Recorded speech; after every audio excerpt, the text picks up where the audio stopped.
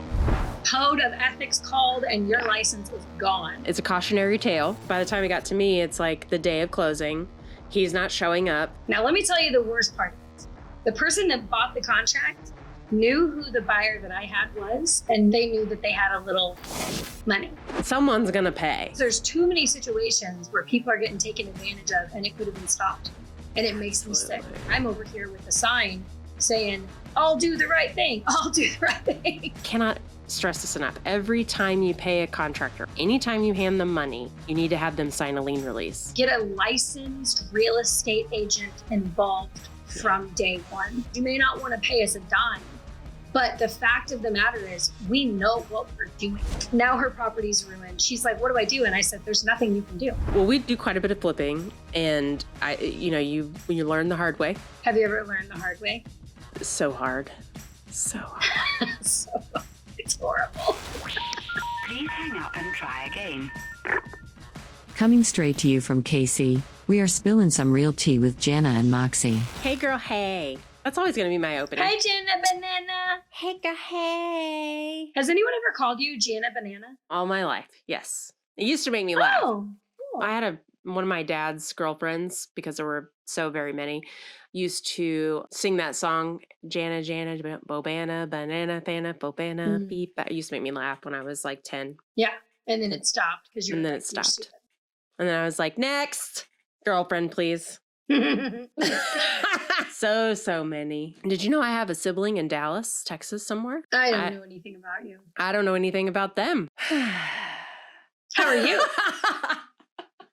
You know what? I'm doing okay. Good. How about you? Good. I'm good. Living the dream? Yeah, I just had a frozen pipe experience, so that was super fun. Yeah, it didn't explode, really. It didn't explode. It did not explode. It exploded in a different way. There was water everywhere. I'm frustrated, but it's done. It's fine. What it is, it is. It's done. It's very true.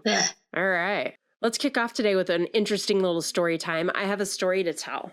I'm interested because I don't know what it is. I'm super stoked. So kind of following on our last episode, we were talking about, some crazy things that have happened and, different scenarios and stories. It made me remember an agent she wasn't on my team at the time when I had my own brokerage. She was an agent at my brokerage. She had allowed her buyer prior to closing, like we were a week or so prior to closing. She had allowed her buyer to go in and pull up the nasty carpeting that was there because they had planned on like moving in immediately and they wanted to get ahead of it. And the seller, who was also a real estate agent, by the way, and not a great one, but we won't say who. We're like, fine, yeah, no, that's totally cool. Go ahead and pull up the carpet, get your flooring in. That's fine.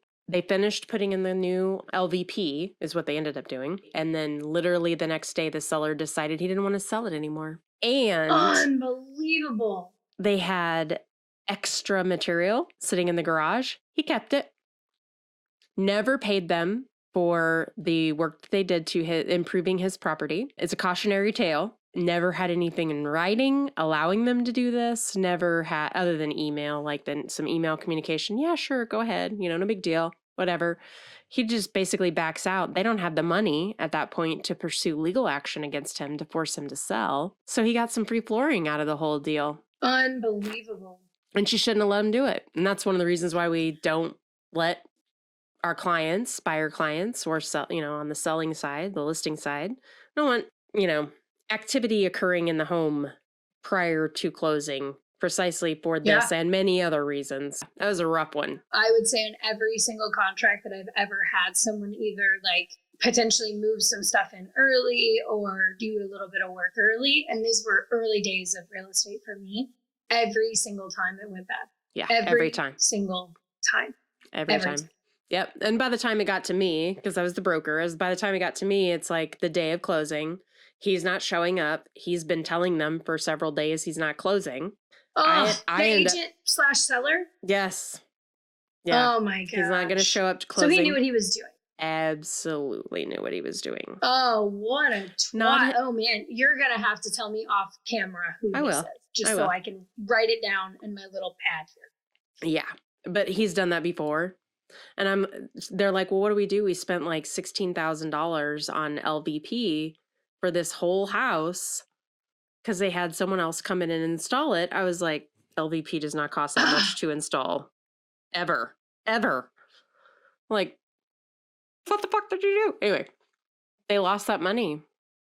And they lost the rest of the material because the seller still owns the house. It's his property. Wow. Yeah. That's pretty bad.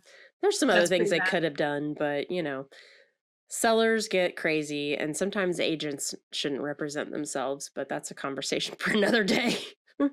Yeah.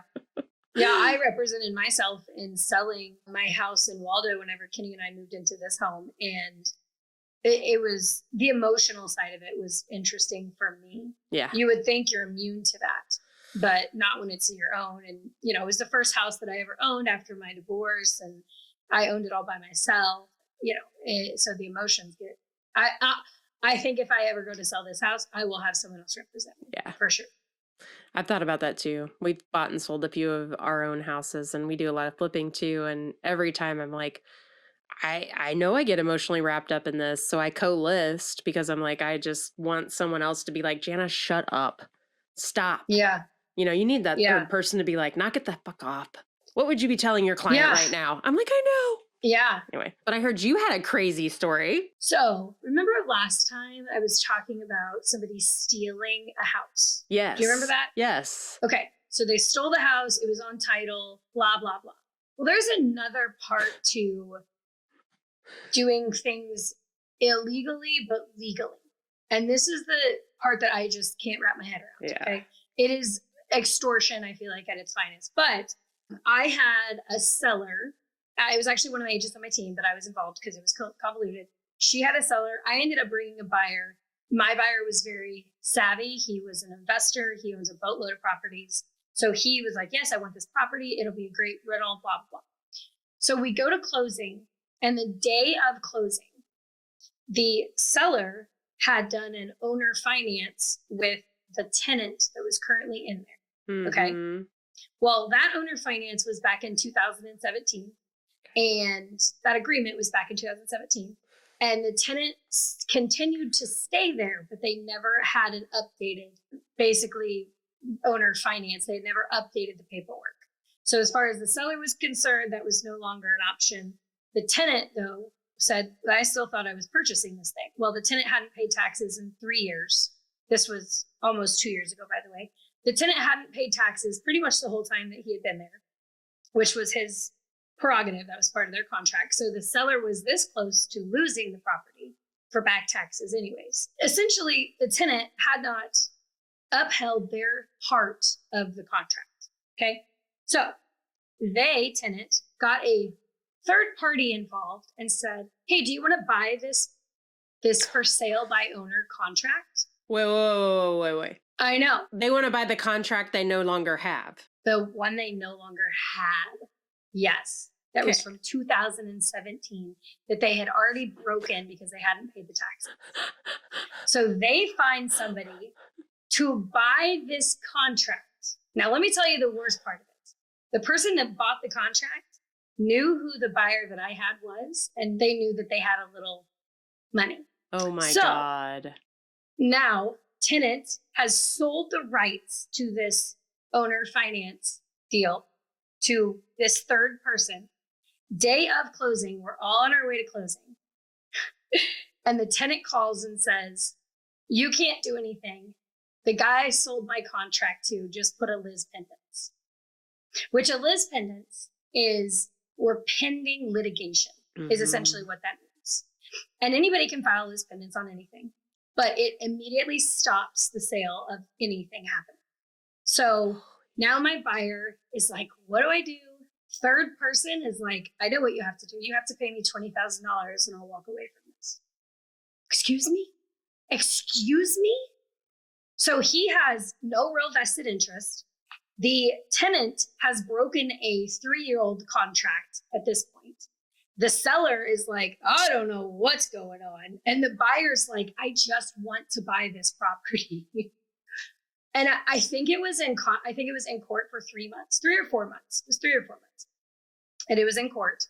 And my buyer finally called me. So I was not party to this on this court case, thankfully. Okay, so we've got original owner tenant who has a contract that is not being fulfilled, and the original owner's like, fuck you, I'm taking it back.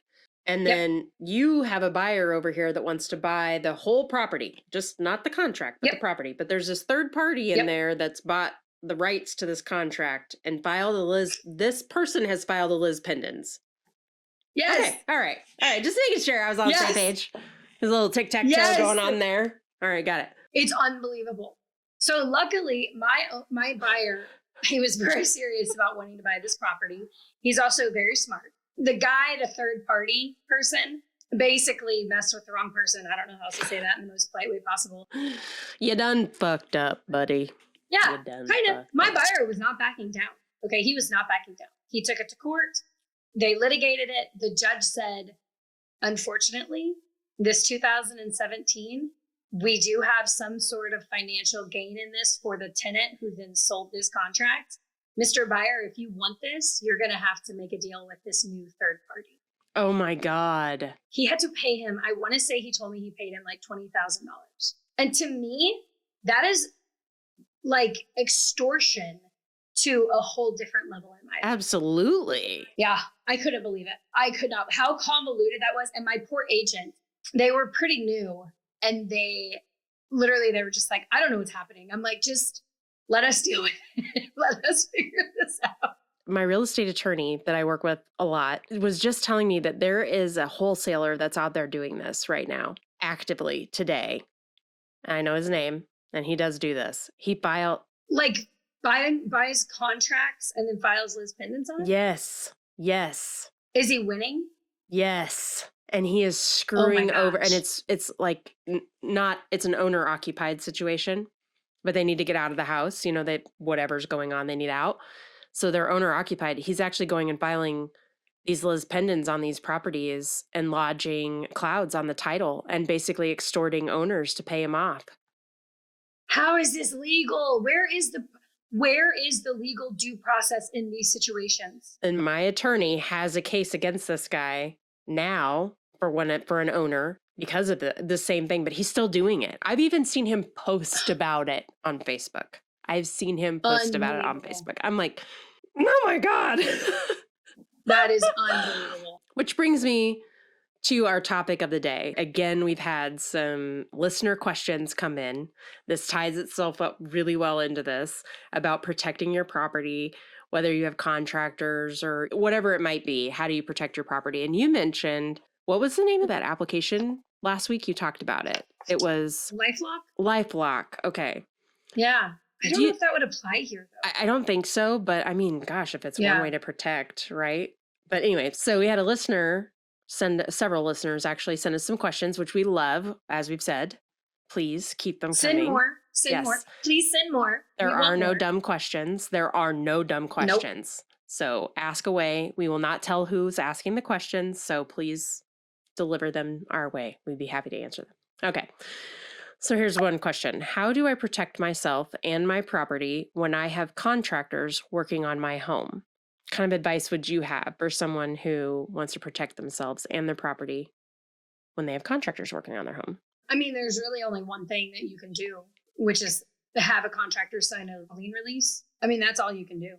Have a really good contract, right? That talks about what happens, what the expectations are. Make sure they're licensed, right? And they have liability insurance and workman's comp insurance, and they do have documentation to prove that they have all those things. All that fun stuff.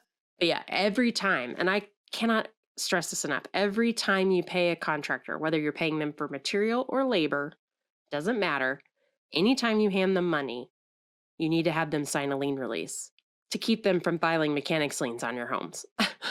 Because they can. Plenty of contractors that do that. They make a whole business out of that. Yep. I mean, it's nuts.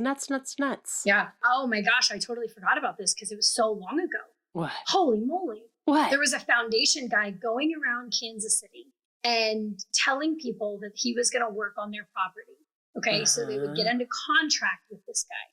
He would never do any work on the property, but he would claim work was done. It was always flippers that he would do this to. So once the work was completed, even though it was never completed, he would then go to the court, file his pendants, and hold them hostage essentially from being able to sell that property unless they paid him money. And it was only ever like 5, 10. I think my girl ended up having to do like 18,000 to him or something, but he was not going to release that property until she paid him that money. Oh my God. And he never touched the house. He never walked, other than doing the bid, he never walked into that property. He never had a person walk into that. He never did any of the property. The foundation was still garbage, and he extorted her for that money. It's crazy what people do. It's insane. And that's Shame a on lis them. pendens, right? But just a mechanics lien, if there is a mechanics lien filed on a property, it gets paid at closing. There's like no ifs, ands, or buts about it. It gets paid at closing, Right. unless you go file a suit against them, and then you have a lis pendens, right? Then you can't do anything. That is insane. Insane. Yeah, these people, I tell you, it's so many things to do bad out here. And I just had a client call me and tell me that they had a company not do them right at all through an experience. And it's a little too fresh to talk about it, but all I wanted to say was get a licensed real estate agent involved from day one. Yeah. You may not want to pay us the 3%, the 5%, the $1,000, the $17 million. You may not want to pay us a dime. But the fact of the matter is, we know what we're doing. I could have saved this woman so much heartache, so much disappointment. Now her property's ruined. She's like, what do I do? And I said, there's nothing you can do. Go file a lawsuit. The house isn't even worth it. And I feel so bad for people when they get so taken advantage of by these companies, because people don't know what they're doing. Yeah. And they're not supposed to. They're not licensed real estate agents. It just makes my heart bleed, because heck, I'll help you. Pay me $500, I'll help you. I mean, I'll help you for nothing. I mean, it's true. I just want to make sure people are, I just want to make sure they're being taken care of. I think it's in our nature, basically, to hope for the best, you know what I mean? And want to believe the best in people, especially when you first start talking to them, and then you get yourself into these situations, and having someone, a third party on your side, definitely. If it's not a real estate agent, an attorney, just anyone, mom, dad, I don't care, anyone helping you out. Someone that knows what they're doing. Yes. Someone that knows how to give you advice. Just anybody. Yes. Because there's too many situations where people are getting taken advantage of, and it could have been stopped. And it makes me sick. It makes me sick. Absolutely. So on the heels of that one, we got the question of, what should I have in a contract with a contractor to protect myself and my home? Do you want to start, or do you want me to? Mm-mm. So you flip houses, don't you? You have rentals. You do a lot of rentals. No, I used to, until I got this exact situation came and bit me in the butt. Oh shit. Okay. Now I do rentals. Okay. Yep.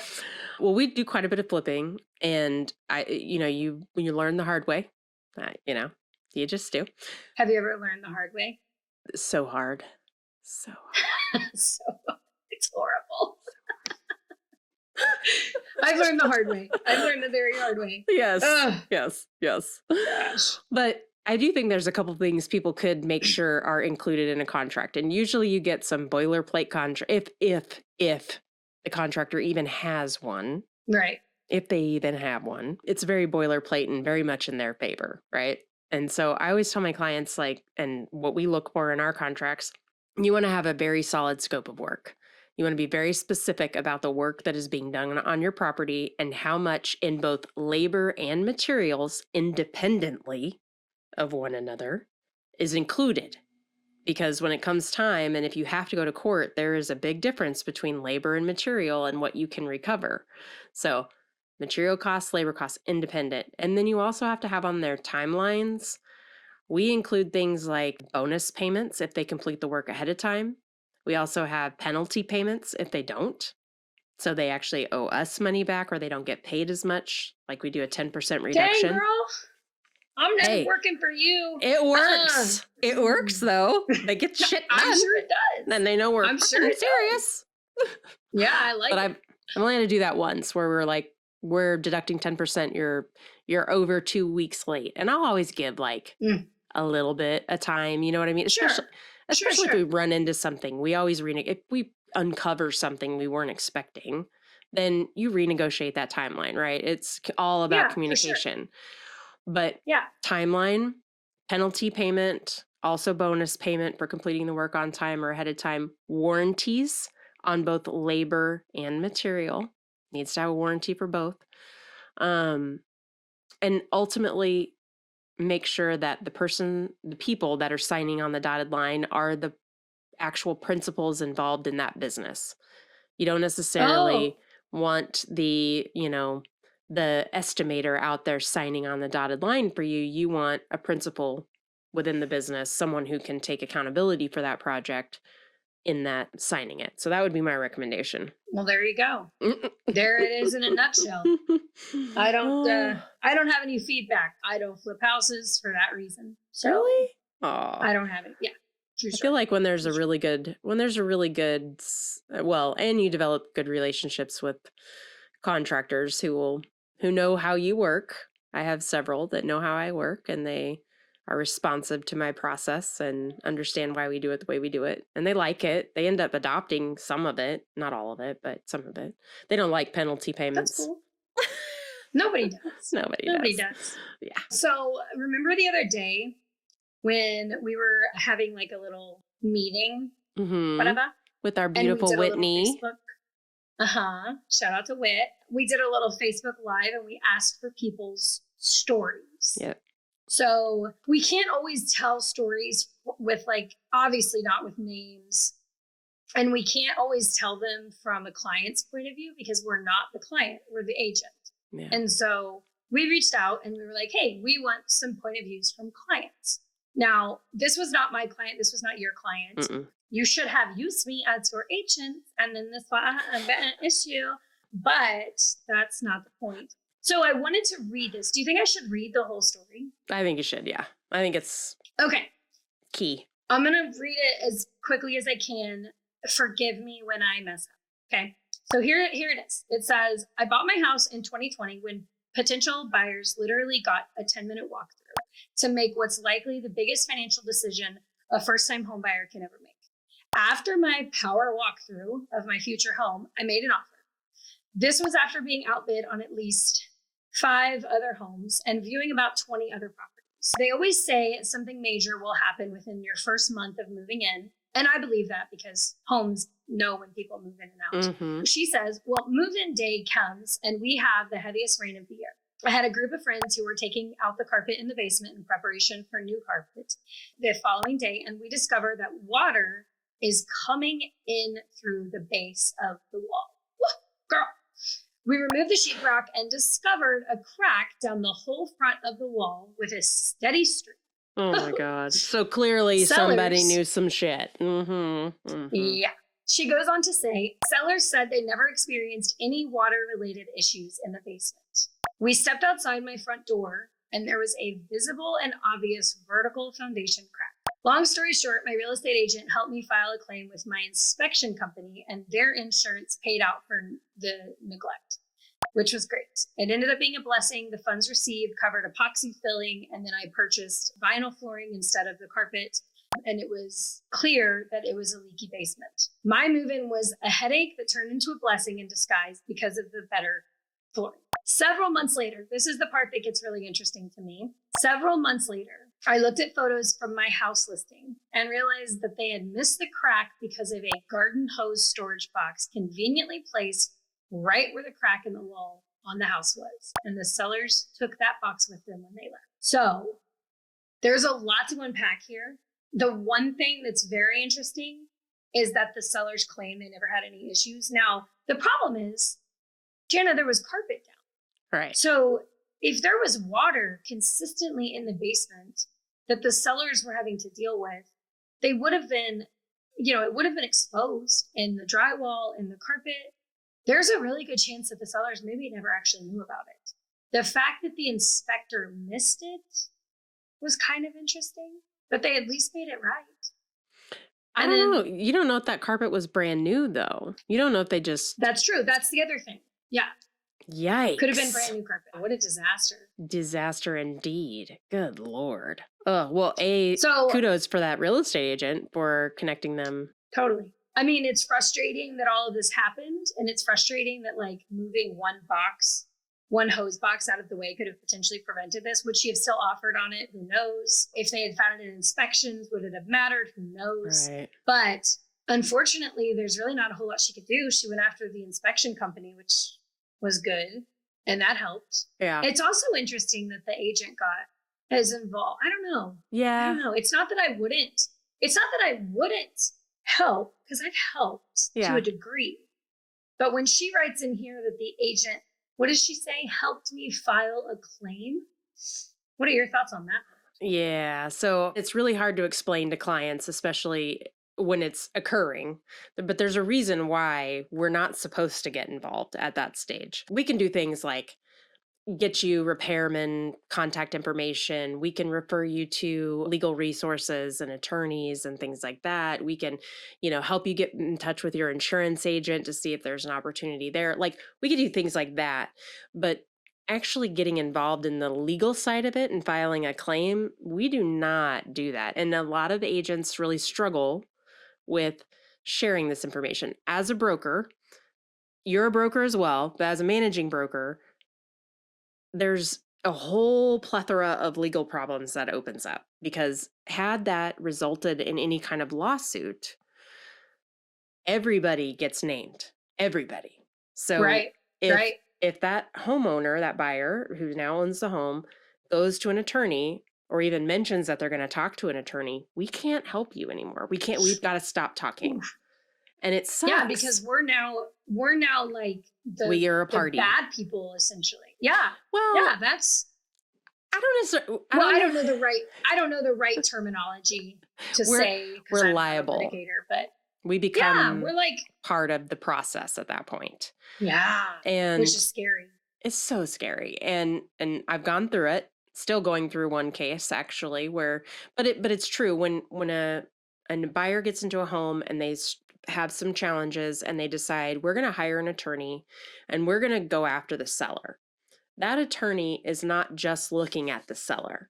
They're going to name everyone. They're going to name your agent's brokerage. They're going to name the listing agent's brokerage, the inspector, the plumber who maybe came in, or the foundation company that came in to give you a second estimate. They're going to homeowners insurance. They're going to go after everybody because someone's going to pay. Someone. Right. Is going to pay. Right. And their job as an attorney is to get as much money for their client to resolve the issue as they can, right?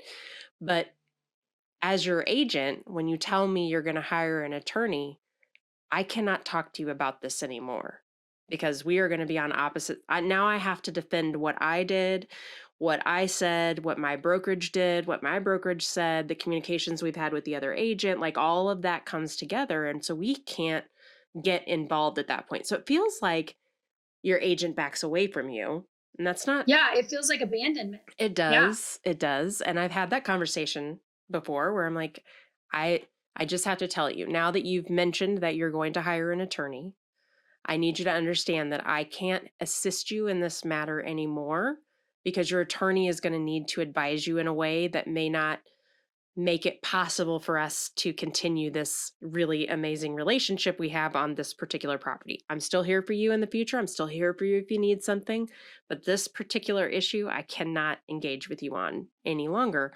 And that's hard for people to hear, right? And because we've taken so much time to build that relationship, Yeah. Well, the other part that I think it's forgotten is, like, for instance, this story, obviously we don't know all the P's and Q's, but it doesn't really sound like this agent honestly did anything wrong, right? It doesn't sound like there was neglect on her part or fraud. So let's pretend like that there was this big, huge lawsuit and this agent got named as well. So the thing that I think people forget is this is that agent's source of income, potentially only source of income, source of family contribution. How you feed your family. Yep. It's not taken lightly if our buyer and or seller does get named in a lawsuit. That sucks, and we're here if we need to be. But if we get named, we can't be there. We just can't. It's not because we don't want to be.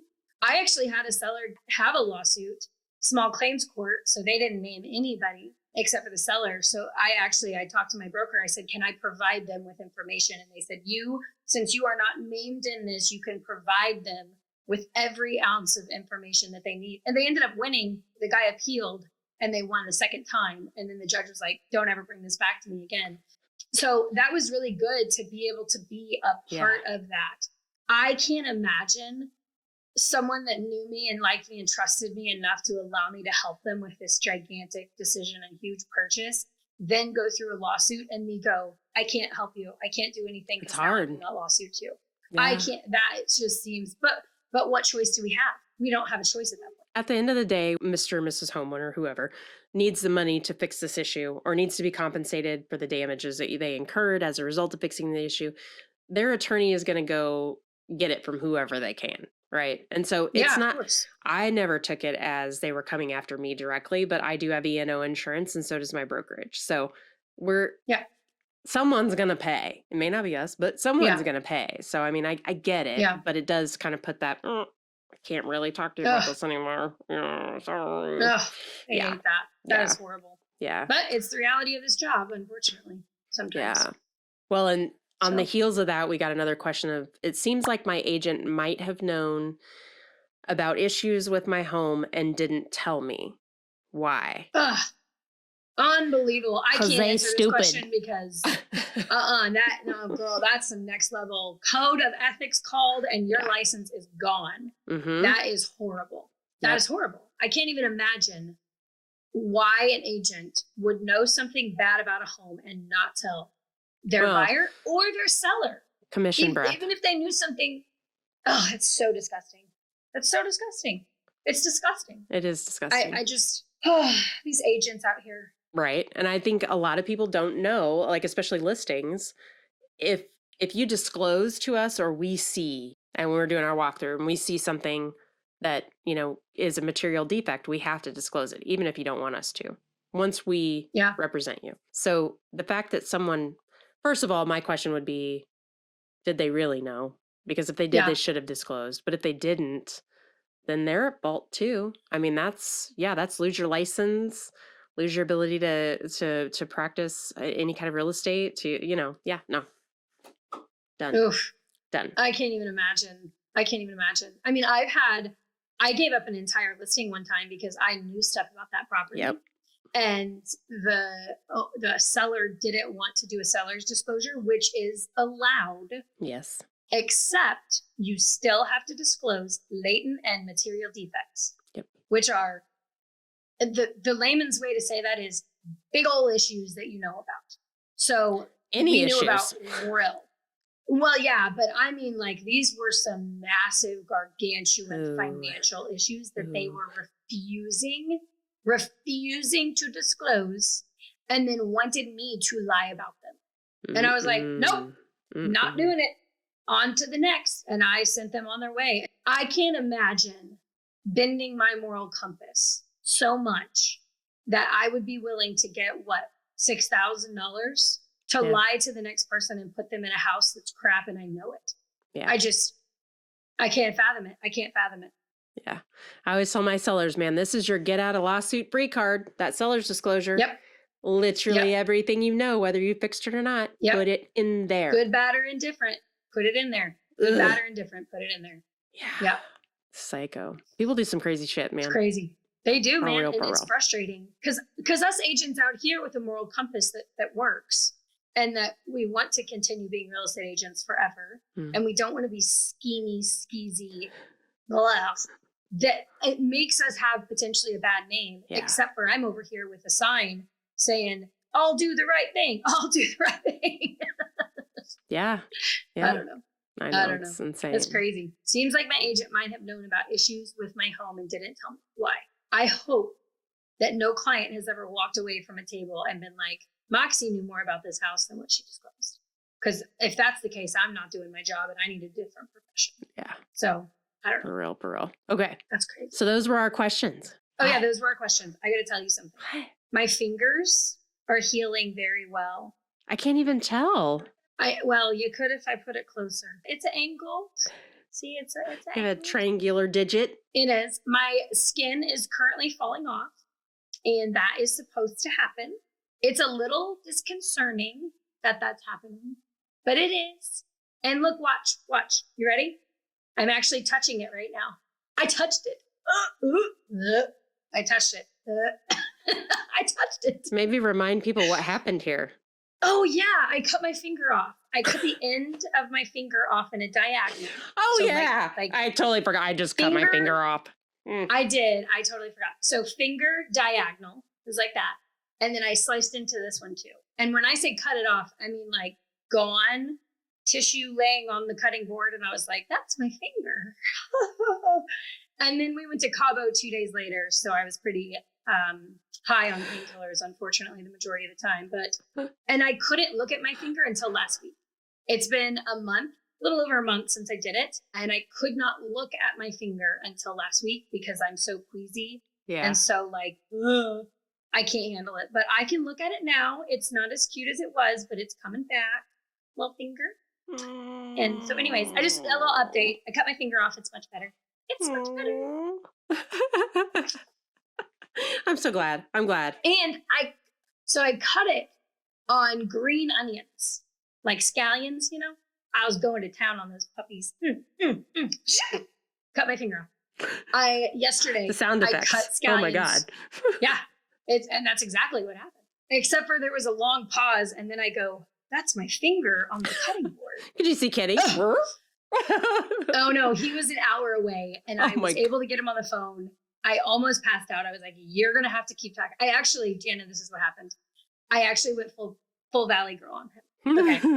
I called him and at this point I had put a paper towel over my hand and I called him and I was like, okay, so, I'm going to need you to like stay calm, but, I'm okay. But I cut off the end of my fingers and, I don't really know what to do right now because, I don't know what to do and I need your help.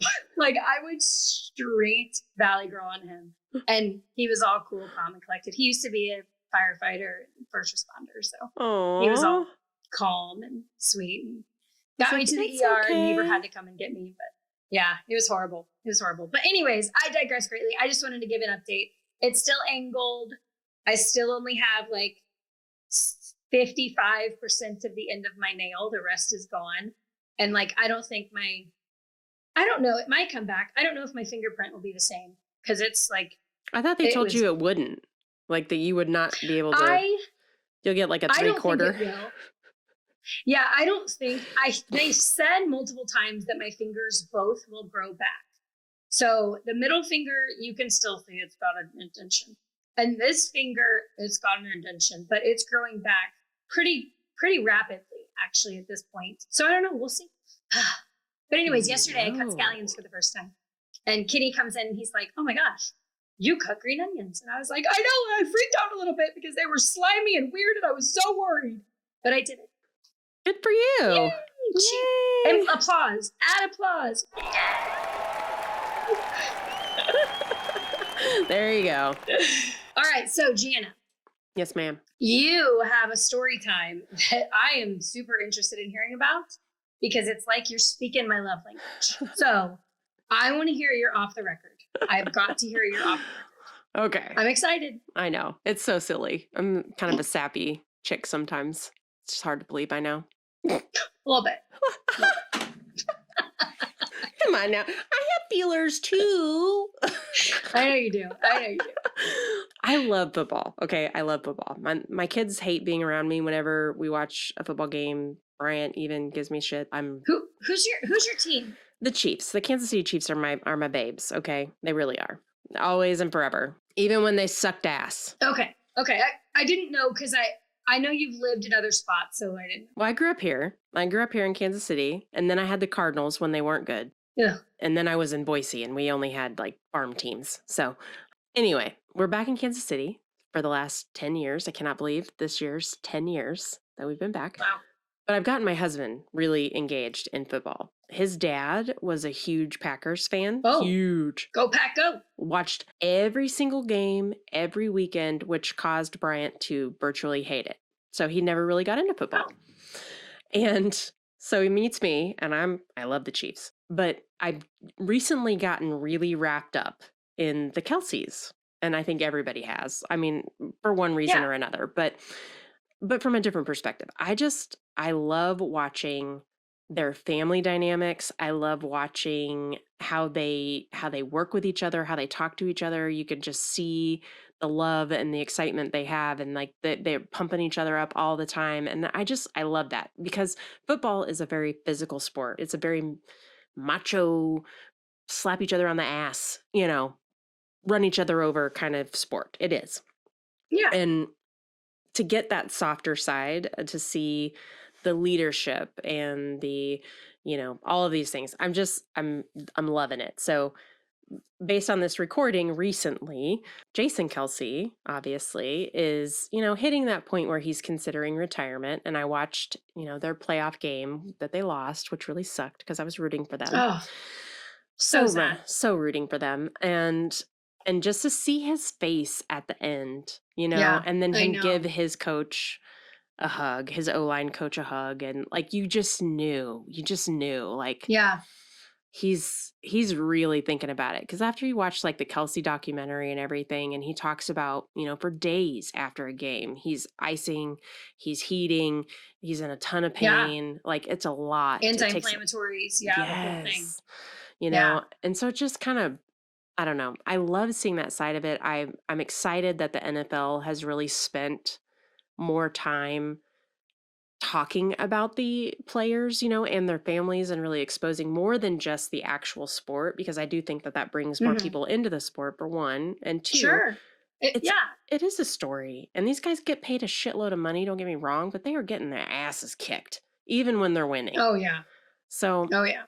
I don't know. I love. Well, watching I will say that today was the day that they released the podcast after that playoff game loss. Yeah. This recording that we're doing will be, 3 weeks away, whatever. So I'm sure it will be different then. But I know that the breaking news was that he went into the locker room. Jason went into the locker room right after the game and told all of his, players, all the players, that he was retiring and that was his last game. Well, on the podcast today that they released, that was recorded, I think yesterday, he said, if I'm going to do it, I'm going to do it right. Yeah. And whatever the media said is not the truth, because I also said to my guys, you can't make this big of a decision when you've had that big of a loss.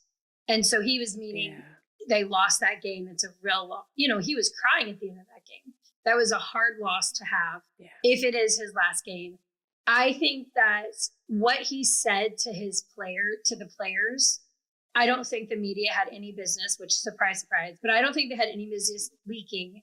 And I don't think that he won it today on his podcast. He did not say, yep, they announced it, I'm retiring, that's it. He wants to do it in his way, in his time, in his words. And so, is this his last season?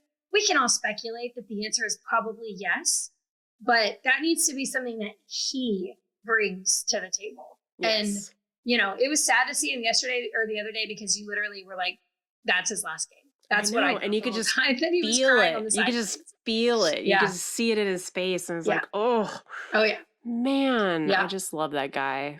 Did you see him go over and give his wife, like, grab her hand, and Ed was standing there? And Mama Kelce and his dad. Yeah. Yeah. I didn't see Mama Kelce. I only saw Ed. Yeah. She was there first. He hugged her first, and then Kylie. And then I think that's the other part of it too. Like, seeing him with his kids and his love for the sport and their love for the, you know what I mean? Like, they just, I hate to say this, but it means it's super wholesome, but also just very sweet, like very human, and I love that. I love it. Yeah. I don't really listen to Taylor Swift's music, so whatever, but I love the Kelces. Yeah. There you go. And the Chiefs, the Kelces and the Chiefs. Well, speaking of Taylor Swift. Oh, Jesus. There's a little, no, this is about me. I'm going to plug something really fast. Uh-huh. Did you know that I'm on a Hulu documentary with Travis Kelce and Taylor Swift? Oh. Yes, go watch it. Which one? Okay, so Hulu put out a documentary that's called Impact X Nightline, Taylor Swift and Travis Kelce. And it's their love story. So Impact X Nightline. And it's on Hulu. It's the first episode that they did. And it just happens to be about Travis Kelce and Taylor Swift. And I am within the first 2 minutes, you see this face. And then you see the craziest part. So you see me about 4 or 5 times. You see Kenny 3, if you know where to look. I get to scream at one point, "Go Chiefs!" And here's the craziest part. my cousin, who's a diehard Eagles fan, this was at the Chiefs-Eagles game. Uh-huh. Well, at the first 2 minutes, you see me with all these girls. And in the very next scene, you see 4 men. They were spelling Eagles as the Eagles Of fans course. do. The one on the far right's my dang cousin. I'm like, holy guacamole, we're both on Hulu. It's a family right now, affair. It's a family It's a affair. family thing. I know. I couldn't believe it. So I anyways, love it. go check it out. Whenever it first dropped, I actually had clients and friends texting me like, oh my gosh, I just saw you on Hulu. Molly. I saw that. She told me about that. Yeah. Yeah. She's like, she's on. So anyways, Impact. And X she Factor talked on too. first episode. Is apparently Yeah, what I Rhea did. said. Rhea's like, Mommy, know, she talked too. I'm global, baby. So this will lead us into local news. Okay. Some may say that this next story that we're going to talk about, is due to the Travis Kelce, Taylor Swift phenomenon. However, I don't believe that to be true, only because I've been in real estate and been pretty active in the progress of Kansas City. So I don't necessarily believe this to be true, but New York Times and the Wall Street Journal have officially named Kansas City one of the top 10 places to visit in 2024. Now, and that is in the world. That's in the world, not in US of A. That is in the world. Top 10 places to visit, which is that's a little crazy to think about. Yeah. Because we just take it for granted. But if you think about it, first off, we have a lot of pickleball courts, which people are in love with right now. Have you ever played, by the way? No. It's fun. Okay, whatever. I thought it was stupid, but it's fun. I'm sure it is. Please continue. I've never played. We have barbecue. We have so much soul jazz. Like the jazz that is here is the soul of the community, which is pretty interesting. I don't know it's where jazz started, but it's pretty close. We have so many cool places. Plus, they're doing the Current Stadium, which is the first women's professional soccer stadium. Yeah, specifically for women. It's the first one. So I think Kansas City, between their $1 billion airport at the whatever people have to pay for and the stadium moving, not the Chief Stadium, the Royal Stadium, and all of these wonderful things, it doesn't surprise me. Now, I will say this, and this is going to be controversial. I don't think it'll be. Actually, I think people will agree with me. They did write in that article that the Ferris wheel, they mentioned the Ferris wheel. Have you seen the Ferris wheel? Have you driven by the Ferris wheel? I have. It's really hard to miss. Really hard to miss. It's also really hard to be excited about and not super disappointed. Because what? Why there in the middle of nothing and everything all at the same time? And it's nestled in. It's not like really high up. It's nestled in. You're not parking close and go. The only thing that's within walking distance, if you've got a good set of feet on you, is the Boulevard Brewery. So you've got that, which is good. But I don't know. It doesn't make y'all with that Ferris wheel. There's margaritas. There's a few dispensaries. There's a really great cafe down there, Gratitude Cafe. No, I know. I know. And you're close to Union Station. You're close to Liberty Memorial. But they could have put that in so many other places. 18th and Vine would have been a great spot for that. Yeah. Or Northeast Bottoms, where they're putting all of these amazing things because of Current. There's so many places they could have put up on the hill, up on Gladstone Boulevard. That'd have been awesome. Oh man, River Market. What are you getting a view of? I know. Jana, what are you getting a view of? You're getting a view of I-35. Yeah, and the interchange at I-70 and margaritas. Yeah, and margaritas. Whoopty freaking got those. So I don't know. Anyways, they have named us top 10 of places. I'm excited about it, but I'm also I think it's cool. I mean, this is just me that I'm like, okay, where there's some qualifiers on there, top 10 places to visit in the world under 5 million people in a 28-mile square radius, blah, blah, blah. Yeah. You know what I mean? What kind of qualifiers we got on that? Because I'm like, how did we make the top 10? Yeah, I know. I was a little surprised about it too. I mean, you can't help but to be proud, but I was also I know.